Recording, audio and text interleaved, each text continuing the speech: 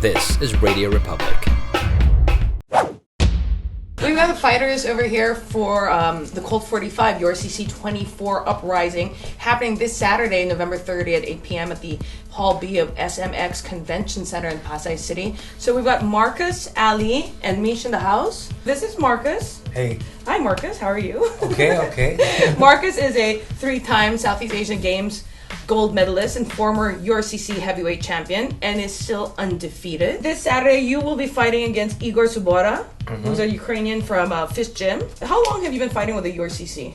My first fight with the URCC was 2007, URCC Cebu.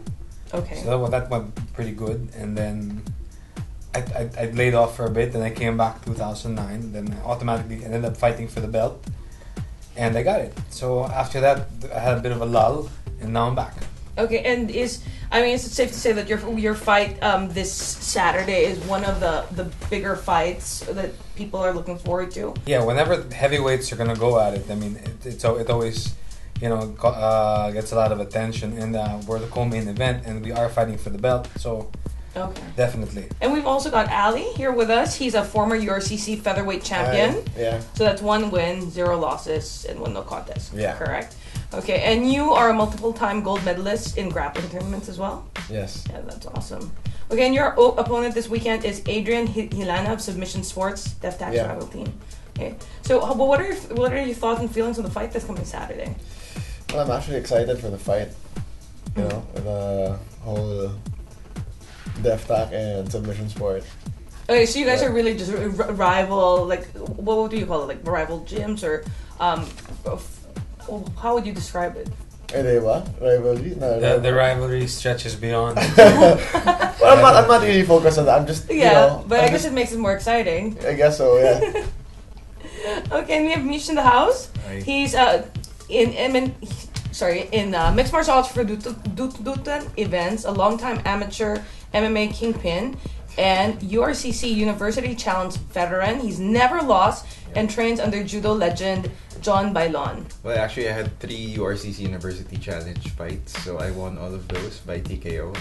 I also had 2 URCC qualifiers, then I also had 2 professional fights, the 2012 and 2013. So yeah, so that's basically my Your background. Yeah. Okay, and you're fighting this week. You're fighting Mel Cases, Yes. a fighter coming down from light heavyweight to lightweight, a wrestler with heavy hands. Well, my biggest concern is him not being able to catch weight. Yeah, because he's going to come down from light heavyweight, and that's like, 3 weight classes. Yeah. He has to drop like 40 pounds, so I know that's not easy, but I hope he gets it. I was like, I think I should ask him for tips after. Okay, well, can you tell us a bit about, I'll start with you, Marcus. I mean, can you tell us a bit about what it takes to join an MMA fight, and especially to compete for URCC? I guess it's different for everyone. Like some people seem to gravitate towards it. Some people just are natural side. Some people have to work harder for it. But one thing's definitely for constant with everybody. It's a lot of hard work, and you devote a lot of time, effort, and resource to it. And of course, yourself. You put a lot of your emotional self, your mental self into it. So it's a lot. Actually, it's pretty funny because I took this fight because I heard Ali was gonna fight. Okay. So I told Alvin, you're gonna let him fight and let him get all the glory and me not. So we can't do that. So I ended up signing in when I heard he was fighting. And the last time Ali fought, we were both in the same card.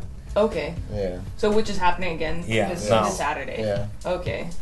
And did you? But you didn't tell me how many months it took you to train. 2 months. 2 months. 2 months. I was training pretty consistently all throughout the year, but for me it was a bit difficult because I came in from an injury. Okay. So I was injured for 3 weeks. I couldn't even walk. What happened? I tore my Achilles tendon, my right leg, but thank God it's totally healed now. Okay.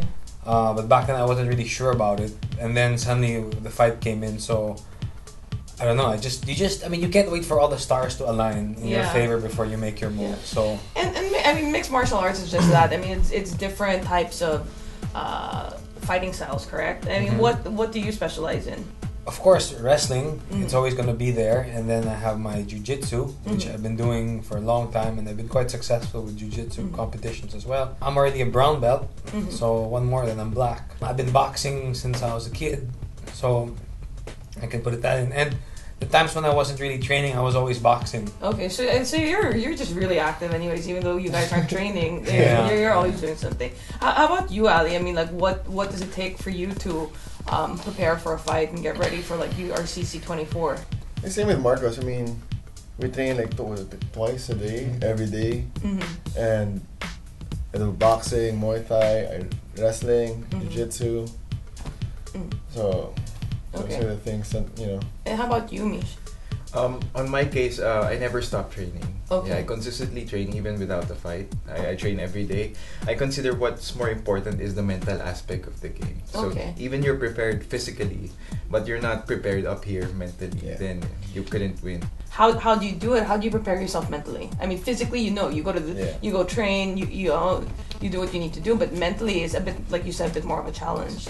Well, in my case, I consider MMA as a proving ground. It's a sport. It's a proving ground. Most people would like doubt me about my skills because of my physique. I'm not the typical fighter who's like muscular and stuff. So normally they would underestimate me.